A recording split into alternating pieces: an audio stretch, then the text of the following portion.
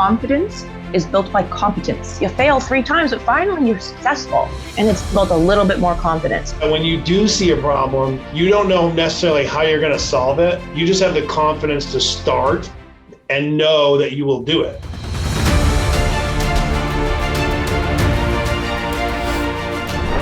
Welcome, everybody. You are listening to the Real MF'ers podcast. I have a great guest with me today. I'm super excited to join with us. She is very passionate about women in construction, as we are, also mental health in construction. And obviously, you guys know those are 2 very dear topics to Autumn and I. Of course, I have my co-host, Autumn Sullivan, with us. And I would like to introduce Shannon Tymosko to our audience. Welcome, Shannon. Thank you so much for having me here. And I love talking about those 2 things. So mental health and skilled trades, my favorite topics. Yes, we are excited to talk to you about both of those, but I think your story is really interesting too. I have so many different questions for you, but let's just dive right into it. And if you don't mind, tell us a little bit about your story, how your journey into the trades and into electrical contracting and your construction is fascinating. Tell us a little bit about it in your own words. Well, it's probably what started my passion for mental health and people. I originally went to school for, child and youth work. Like so many people out of high school, I applied the traditional route and went to, a schooling and education system here and got myself in debt and got myself a piece of paper that, I got a minimum wage job at, which is fabulous. I loved my job. I worked at a shelter for homeless youth, and it was one of my favorite jobs. Just watching people go from streets to housing and change their lives. It's a beautiful experience, but sadly, one that does not pay very well. And so, I had to maintain what was my college job. It was just supposed to be a temporary thing, something that, allowed me to do homework at work. And so I worked at a financial institution, and I had to maintain that job while working child and youth work, doing kind of both. And slowly that turned into my full-time job, 10 years later. And now I've moved my way up from just a customer service rep, management, all the way to head office, working as a training coordinator. And you'd think 10 years in an industry, you'd get paid a little bit more than $41,000, but that was my salary, which is like $20 an hour, not a lot. And, really hard to, what I like to say, thrive on, single incomes these days, trying to, support a household on one, it's very challenging. And $40,000 does not help you do that. It would put me in more debt, sadly. And so, and it wasn't my dream job. It wasn't something I just kind of default, right? It was a job I had, and I started searching. I started looking for jobs, and what I realized at the time is that I was applying for jobs based on experience. I was competing with people with experience, not a piece of paper. All those qualifications you go to school for, they're not a barrier to entry, a lot of them. There are some, but many are just a piece of paper. So I was competing against social service workers, public service workers, psychiatry majors, psychology majors, TAs, EAs, the list goes on, because there's no barrier to entry. And, I struggled. I found the pay wasn't great for any of these jobs. And my friend at the time purchased a home, and he wanted to rip out his kitchen, and I was like, that's a pretty drastic decision, day 2. But we did, in fact, rip out a kitchen. It led to 2 bathrooms, a basement, and it was those experiences that I was like, I like this. The confidence and the satisfaction I got when I completed one of these kind of home projects. I was like, I think I could do this and get for an 8-hour shift, right? I think I could, and I knew skilled trades workers do really get paid well. I just never thought it was something that I would get paid to do it. So it kind of, at that time, I was about 29 years of age, and I was like, I think I need to make a change. You have still have 30 years of employment ahead of me, realistically. So might as well find something you love, because for me, it's you spend way too much time at work. You spend more time at work than you do at home. You spend a lot of time to find that marriage person. So better to spend a lot of time finding that dream job, because it's longer than a marriage in most circumstances, right? So find something that you love. And so I made a change, and I found a program here in local city, Hamilton, and it was through the YWCA, help get green women from, bring women into the skilled trades. And so it kind of started my journey to where I am now. That's So amazing. cool. I love all the reasons that I love the things that you realized were causing the pain, the realization you had to it, the courage to act, and what perceives to be sometimes a couple steps backwards becomes such a propellant forward. And I mean, now how many years removed are you from that one decision that you made to go back and get trades? How long has it been?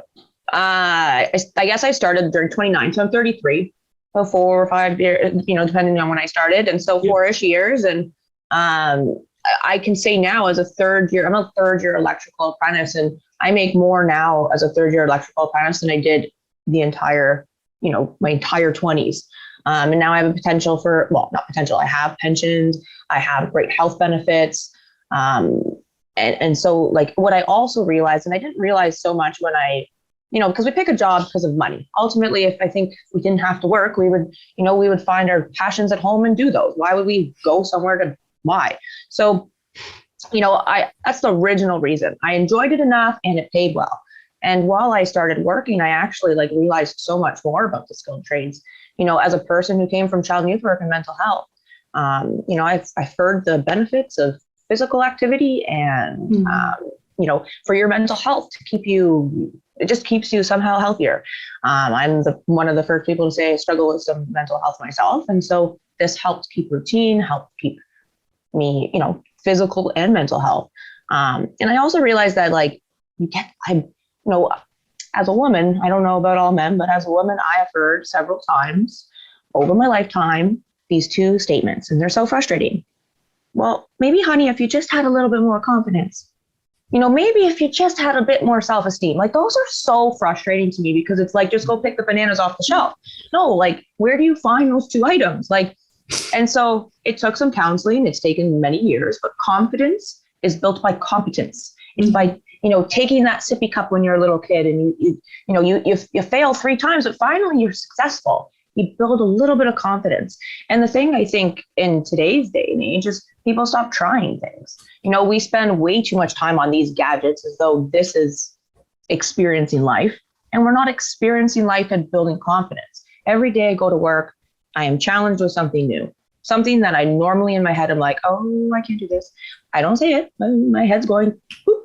But by the time I'm finished the process, I'm so proud of I just did that. And it's built a little bit more confidence.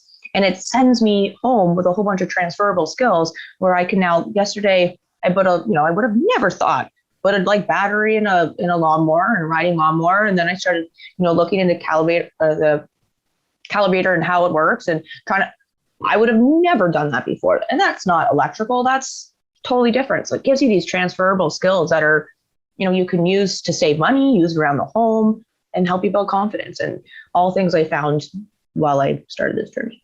Well, you nailed it, Shannon. I mean, what those two things are, that people, you're not born with them. They're skills. You learn those skills and you sharpen those skills. And just like anything else, if you don't work on those skills, they'll go away.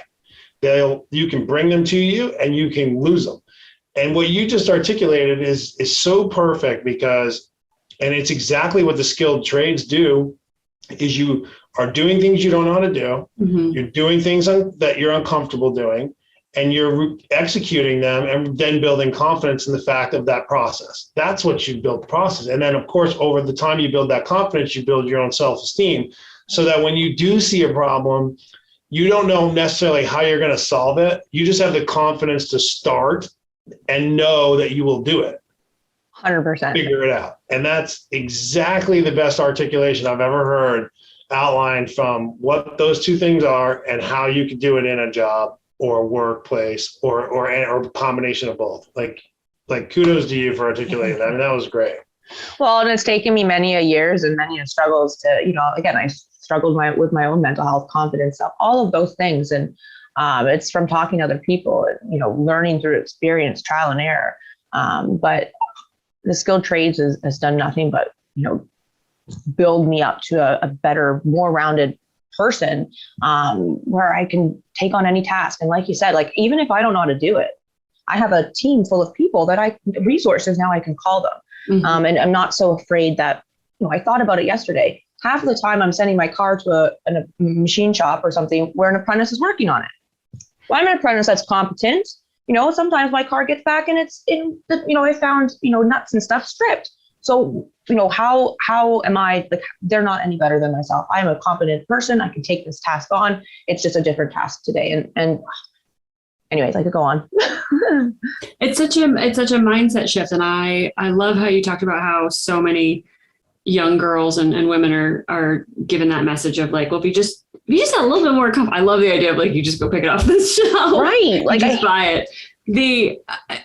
So I think that we need more women in construction, and we need more diversity in construction, for one thing, just to solve the labor challenge, but also because the new perspectives and fresh ideas are instrumental to innovation. I loved your LinkedIn post about finding clothing that fit the jacket that was actually made for women. And it made me, because I had never considered it, right? And I feel like there's probably a lot of things in the industry that when we say, yes, there should be more women in the industry, we're not thinking through, we're thinking of the big challenges, like, oh, you might get harassed or something. But what are the small challenges that we're not talking about that we should be highlighting, we should be solving? Well, and I think you said like harassment is still a thing.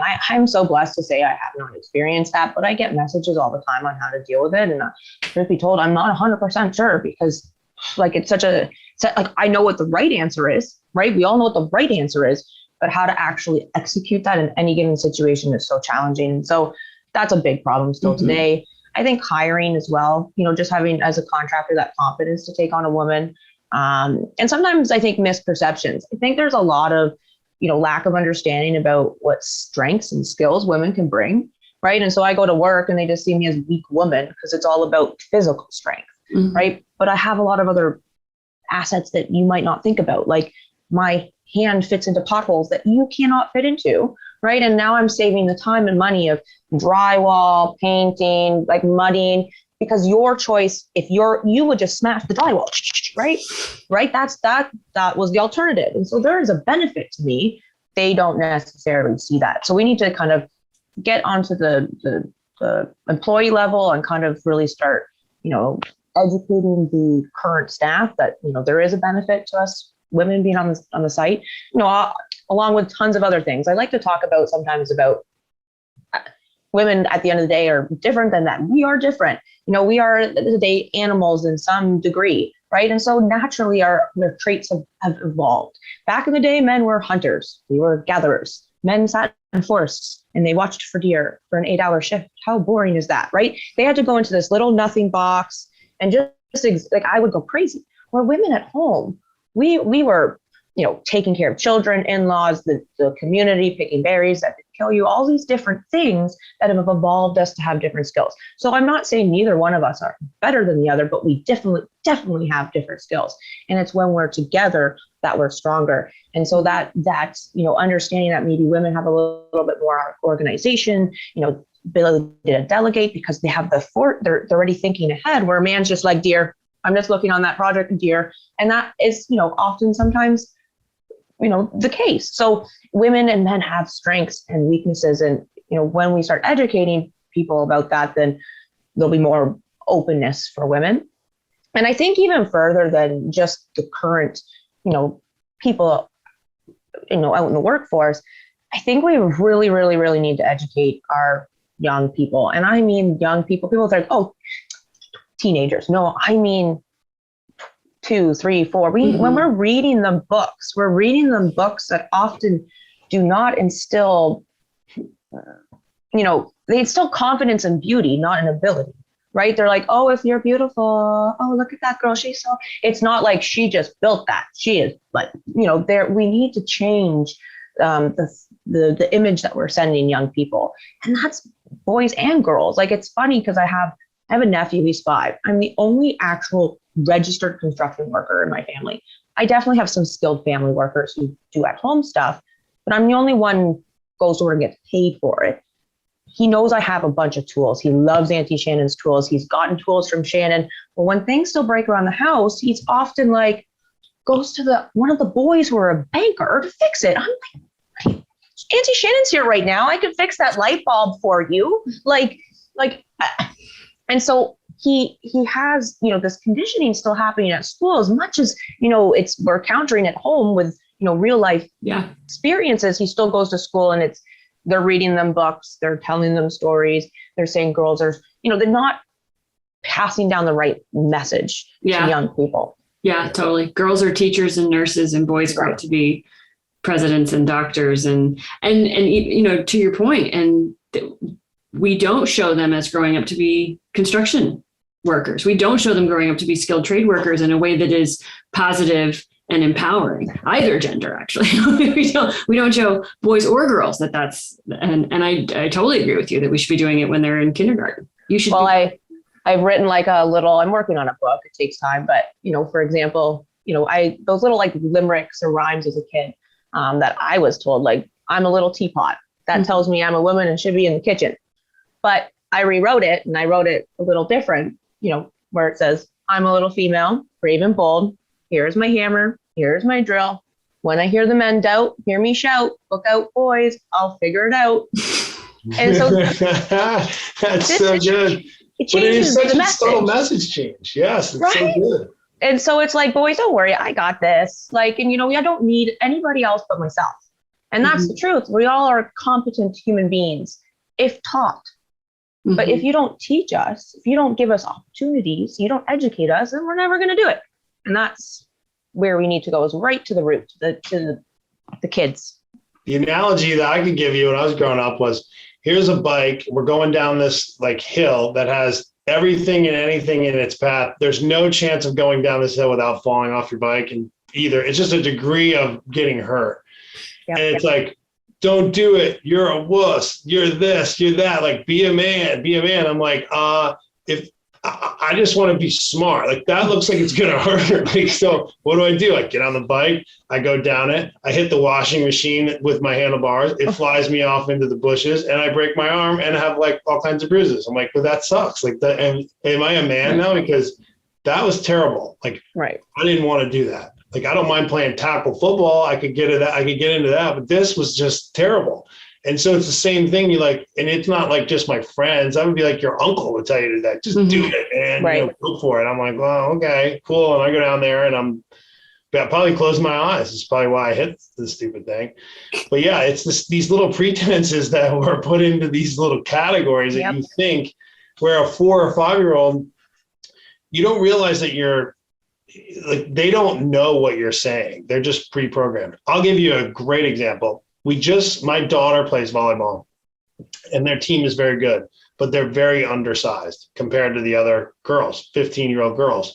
And when I say good, I mean, they're competing on a national level against the best 15-year-olds in the country. So there is zero reason why anyone should be telling them that they're not capable or good by any stretch of the imagination that I can think of. And I'm very defensive about that, maybe because I have 3 daughters and it's important to me. But I got this 55-year-old guy who doesn't know how to communicate to girls, another 55-year-old guy who certainly doesn't know how to communicate with girls, and anything that would be more apt to not know how to communicate 50 or to 15-year-old girls would be the 32-year-old guy.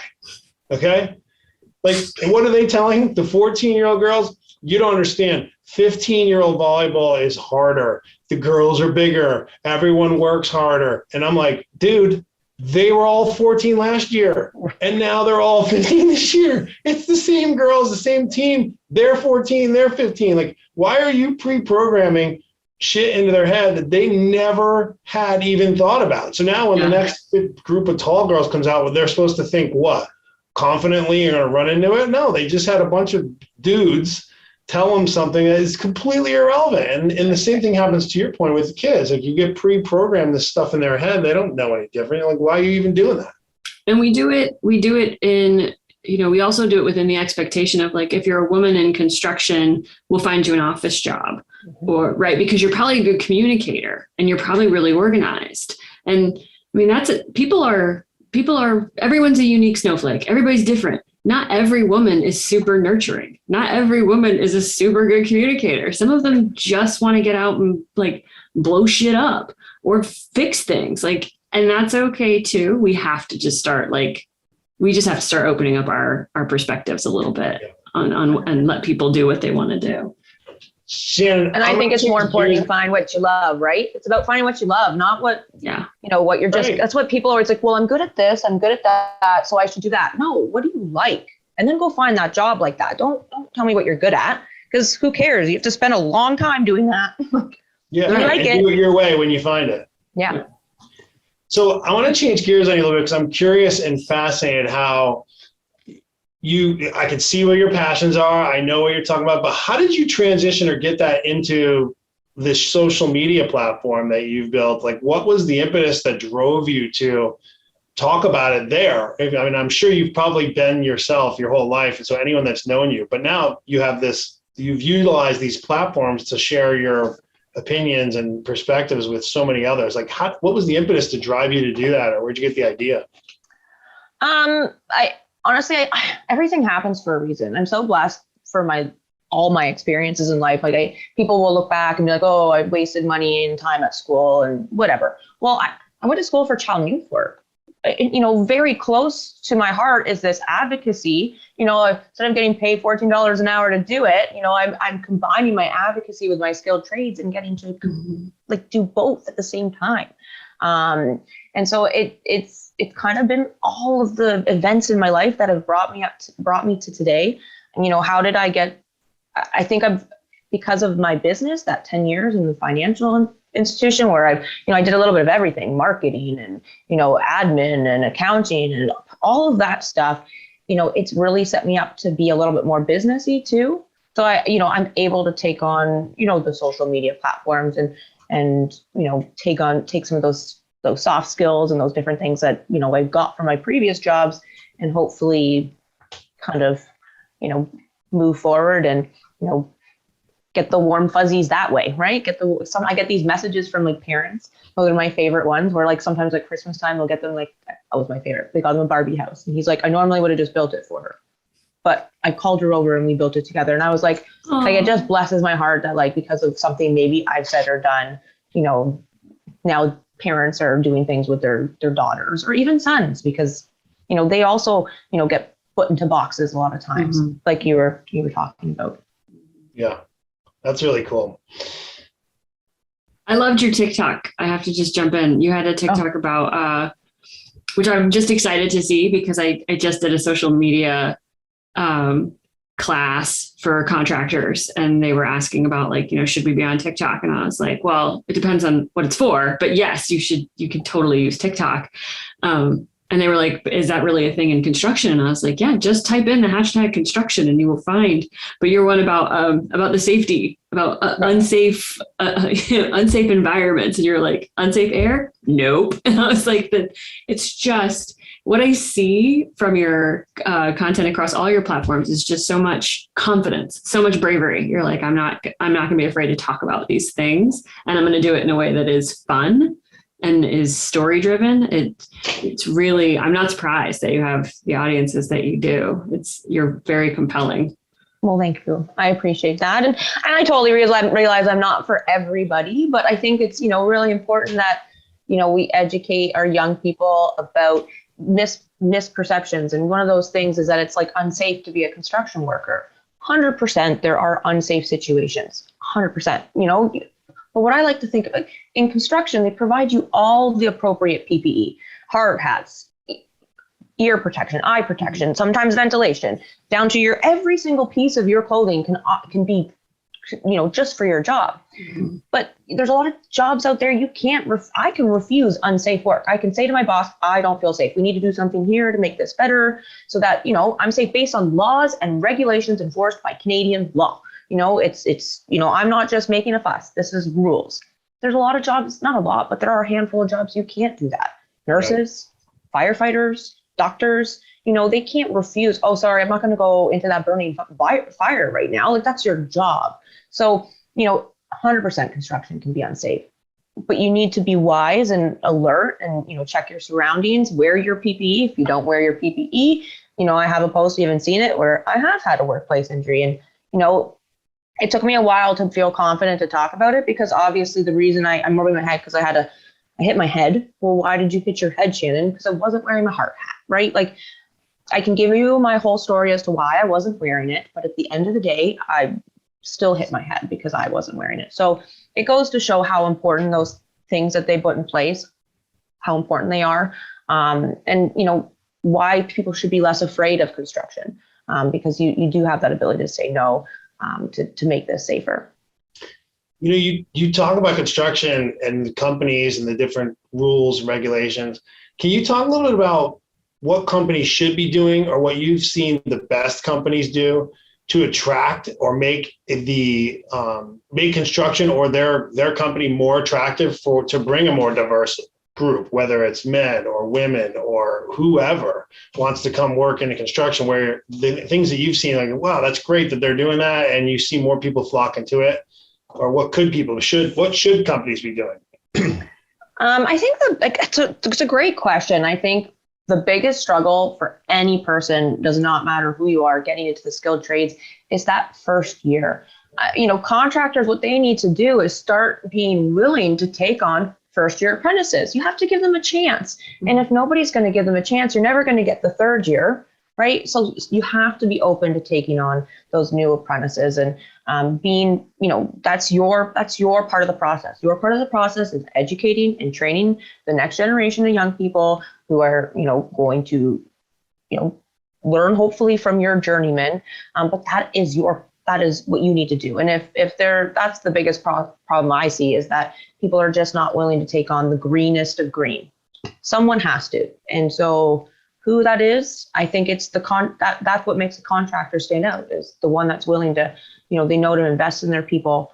They know that, taking a first year apprentice is important, because it needs to be more welcoming for all. Sadly, the culture is not the same that's at head office. Sometimes, head office has this great culture, but it doesn't translate down to ground level. And what I really am drawn to and why I will often, speak highly of a company, is one who knows how to pick good leaders. If there's a good leader in place, a foreman, which is your supervisor, in place, then people are treated fairly, they're treated safely, they're treated with respect. There's, it's so important you pick right people for leadership roles, not just maybe the right name, or, somebody who's well educated is not always the best leader. Smartest is not always best. Those soft 100%. Skills are far more important. Different skills. So we're recording this in May, which is Mental Health Awareness Month. And I know that you are a passionate advocate for mental health in construction. And you were talking about how the culture in the front office doesn't always translate down to the site. So I wanted to ask, what can contractors do? And I think you nailed it with having the right leadership, but what can they do to ensure that the project site, that the site itself feels like a safe place to have those, to have that conversation, or even just that experience?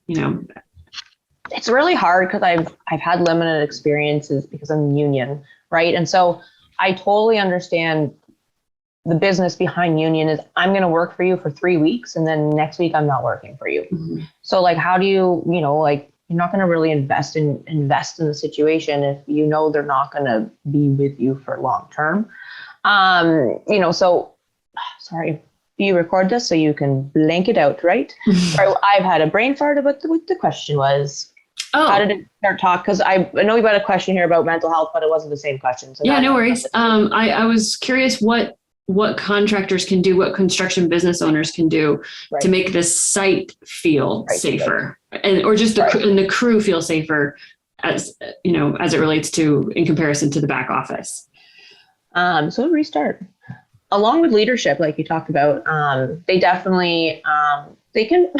It's really, again, I'm union. It's really difficult to say, because I'm only with a place for so long. So what are you going to do? Instill programs, and you can't check up on your employees when you're maybe only at a site for 3 months or 3 weeks or 2 days. It could be really quite different length of time. With some contractors that have permanent full-time employees, well, I think it would be much easier to kind of monitor that, put kind of policies in place, acknowledge your employees' successes. We see a lot of employees now sharing different work site, send us your pictures of good camaraderie and good work, right? These are things that can help, encourage team morale, and different things. And so companies can start doing those things.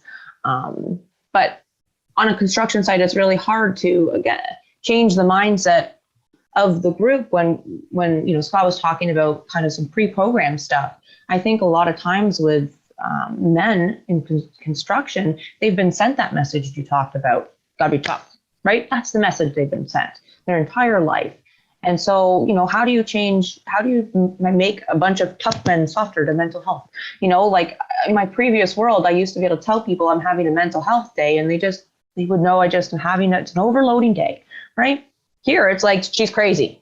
There's something wrong. Like, whoa, like it's like she's crazy, right? They don't understand because they don't relate, because they've not been exposed. And a lot of men in construction, they've only been exposed to wives, sisters-in-laws, mothers, like very limited amount of them have huge networks of women that they're friends with. So why would I expect them to understand or relate to me, or understand and relate to mental health when they've been told to suppress it their entire life? And so mental health I think there's a lot of addiction through construction, through all trades. There's a lot of stress and pressures. And so we definitely need to educate people more so on that kind of on the ground floor. But I also think that I think it's going to naturally come hand in hand with women. When more women enter the skilled trades, mental health will just naturally kind of become more of a talked about, acceptable thing. And I say that, why do I say that? Because of my experience that I've had on construction sites with some of the different men. I'm normally the first one who knows when someone's had a baby, right? Bob doesn't care. And after, maybe Bob will entertain one picture, but then after two, like, that's it. I'm like, cool, you had a kid, man. Like, they don't care. Where I'm like, baby, bring it on. Like, so they get to be a little more sensitive with me. They get to kind of explore, some areas that they've maybe never got to talk about at work because that's a taboo conversation. And like, by having conversations with them, a lot of them open up with me. I think I know more about a lot of if they're struggling with maybe depression or stuff, they open up. These kinds of things, they naturally become a little bit more sensitive. And maybe they don't want that. They probably don't, because they want to stay tough. But it is better for us all. They will see that with time, because they will also see the benefit for them. And I remember I had a coworker once I was talking to about, I was talking about an incident at work, and I was hurt about it. And he said, Shannon, I feel the exact same way. I just can't say anything about it. Can't, why? Can't because you don't know how, can't because it's not cool. So, he feels comfortable enough to say that to me, but he would not probably say that to anybody else. So naturally, when women, I think, enter the environment and there's more of us, there will naturally be a shift just to more acceptance and understanding. I think you're spot on, because anytime you change an environment, anytime you introduce a new element, change has to happen. So just by introducing the new element of there being more women in construction, more people of color in construction, you are going to have conversations that you didn't have before. It's going to change. It's your day is going to change. Yeah. Shannon, one question I want to ask you on that point is, where do you feel like the line is, or if there's a line, or what point is it between self-accountability for mental health, like speaking and communicating? Like, no one can force you to do that, but yet they can create a nice environment where you could feel more welcome to. Where do you feel like the right line is for what a company needs to do to be responsible for creating or being an advocate for the right atmosphere, and where it's just the individual to actually step into the uncomfortableness and communicate too at the same time? Like, do you have any thoughts on that? I'm curious what your perspective would be on that. I think I've talked about it so many times. Education is so important. Education on all levels. If your top people were educating we get safety talks, and none of them are about mental health.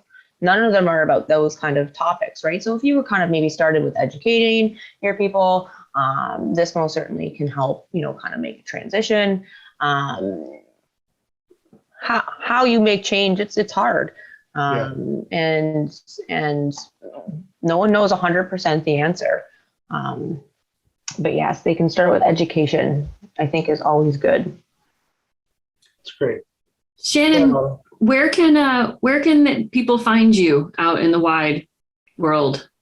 I'm a little bit of everywhere. Again, to reach kind of as many people as I can. And I know I can't reach all, but there'll be someone on every platform. I'm pretty much everywhere. You can either find me like Shannon Tymosko, or I go by like Lady Volts for fun on the other social platforms. And that's what I really love about skilled trades, and is the passion you see behind a lot behind the crafts. They talk about crafts because it is an art. There is a lot of beautiful things that come from the skilled trades. And so I really do love that side of things. And so the Instagram allows people, well, all platforms, but Instagram tends to be a little bit more where people kind of like share their craft and their kind of cool their things. And so that's one of the places you can find me. That's awesome. We will put all the links we can find to Shannon, AKA Lady Volts, in the show notes. So that you guys can get in on that, because it's super fun. And if any young people, I always like, if young people have questions, they're concerned, they're scared, they don't know what they want to do, my hypothetical door is open, right? Like my DM, my message is open for, people who need help or questions or, just any sort of guidance. I might not always know. I love that. Thank you. So Scott usually asks 3 lightning round questions. I'm going to jump in on the first one. I'm going to hijack it without his permission, because that's how I roll here. So the first one, we usually ask, what is the one thing that you believe determines a business's success or failure? But I would like to subvert that and ask, what do you think is one thing that determines a person's success or failure?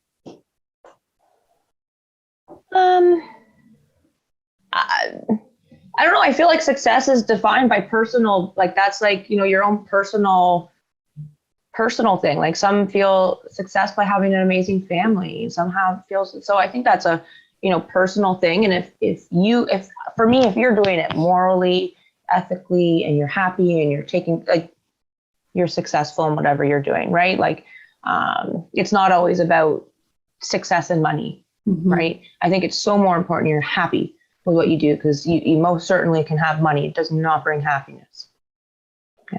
I love that. I love that answer. I do too. What advice do you wish you had at the start of your career? I really hope this one changes based on my last question, I really hope that this one changes. Right now, I currently believe that I will never be part of the team. Not say the team, but when you're the only one, you got 10 over here and 1, something happens. Nature takes over. Doesn't matter. Like, it does not matter. There's 10 boys, 1 girl, and they don't relate. It's like all of a sudden, if one does relate to you, nope, we don't know who she is. And so, I used to think that I could prove them wrong, that I could but until those numbers shift, I see more understanding when there's more of us, but when there is that 1 on 100 ratio, I will never be part of the boys. Yep. And so, that's what I kind of wish I knew. Third question. Do you have a certain piece of wisdom or advice that you would like to share with our audience? Or if there are people that are listening to this now, what's the one takeaway? If they heard nothing else, what's the one thing you want them to walk away with? Well, my last thing was kind of a damper. So don't give up. Be persistent. The skilled trades is amazing. That is something I wish I could change or advice, but there's a lot of great things and great people out there. And I think the most important thing is wherever you are in the process, to respect the process. So, to become a journey person, it's a process, it's a journey. And at one point you're an apprentice, and one point you're a journeyman, and maybe one day you're a contractor, but all 3 pieces hold a very important role. The apprentice, it is your job to learn, ask questions, be attentive, be everything that you can be. You're a student. This is your education. The journeyman says you are a teacher. It is your responsibility to make sure that person is safe, to make sure that person's, getting the guidance that they need, that they're they're getting the chances to practice the skill. And lastly, the contractor, we talked about, how I said we need to hire. Contract's a very key piece in this. If you don't take on apprentices, there's no process. Yeah. Right. So we need, because they of course want the journeyman. Of course you want the trained person, but that is not how that works. So you have to, if you respect the process and whatever process you're in, it's a beautiful journey. And everybody can be very fruitful and successful along the way. That's awesome. See, that's a great place to end it. Right. It is. We ended it on a high note. That's so true. And the one thing I would tell you about what you said related to question number 2 and never being part of the team, from a guy's perspective, I'll offer you 2 things. One, the first is the guys are not uncomfortable to be around you. They're uncomfortable to listen to their friends talk about being around you. That's 95% of it guaranteed. It's because the immaturity level, and I don't mean by age, I just mean despite the age, could be 20, could be 50, is they'd find you far more interesting to work with on a daily basis. And if they could secretly vote which team or do I go on, I want to be on Shannon's team. You're way more. There's not a guy on earth that doesn't want to go to be in a social environment where there's guys and girls intermixed, because it's far more interesting when girls are around. And it's not because they're trying to hit on them or everybody's 20. It's just there's more interesting conversation. So inherently, that's clearly going to be the case in a work environment too. It's the immaturity of the guys that make it uncomfortable for some of them. So I would say, that's just perspective I'd offer you. It's not you, it's them. Not that you think it is. I'm pretty sure we know it's not us. Well, like, the joke is their immaturity that is waiting. Well, and that's where I say now with the environment. I definitely think it will change with time. And that's where I say, like, I get one-on-one conversations with them. And that's why I know that exactly what you're saying is true, but at the end of the day, nature takes over, human nature takes over. And it's almost like a fight or flight. Do I go with the masses or not? Like, no, you're going with the masses. Like, that's just natural. And I don't even hold them. I'm not even upset with them about that. Just, I've realized you have to safeguard sometimes. You get close to a brother, you think they're like family. And then, you realize one day at work, you have a PMS day and, it's nope, they don't know who you are. You're alien now. So it's just, it will change with time. I'm hopeful that, with more women, this will just naturally change, but yes, it will. I think it will. Yeah. I really do. I mean, Autumn and I just talked to somebody else today, and they're in charge of a very large trade association, and they're talking more and more about it. It's a very big topic of conversation. More importantly, they're looking at it not only as something right to do, but it's a solution to a problem. Mm-hmm. And that will drive a lot of value in the process. So yeah, that's always how you convince people to make a change. I think you're going to be part of that change. You're just on the early end of the curve, and that's okay. Everybody needs early adopters and folks that talk about it. Well, thank you very much for that, Scott. We always need a little bit of encouragement. No job is easy. There's, of course, if you look hard enough, you're going to find something you dislike if you want to, and so I'm definitely a glass half full kind of person. I totally believe things will, continue to get better as we go. I'm there. There's more women joining every day, and yeah, we just got to keep it up. Awesome. Yeah. Well, look, I'm a guy's guy. I get teased by other dudes all the time, and I'm talking to you two guys about women in construction. So there you go. Well, and like, as much as they talk about how, like, this is the thing, you say I'm far more entertaining, they laugh about how much I talk, but then like when they're not with me for the day, they kind of felt like they had a boring day. Right. That was a very quiet, boring day. You just 8 hours, no entertainment. Yes. Yeah. That's right. So. Shannon, thank you so much for joining us on this. This was an awesome conversation. It's really cool to get to know you and share your story. And we have the same passions, Autumn and I, and mobilization funding and the things we want to push forward. If there is literally anything at all that we can do for you, you need to please know that you have a trusted advisor, platform, counsel, like whatever we can do to help you, you got it. Just don't even hesitate to pick up the phone. Absolutely. Give us a message, whatever it takes. We're all for it. So come up with a crazy idea, let us be your first call to talk to you about how we can make it happen, or if we can in any possible way.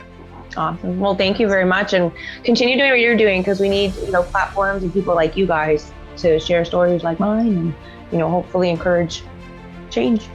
Yes, we do. Thank you, We will. Shannon. Thank you, everyone. guys. Enjoy your evening, and we'll talk again. I appreciate it.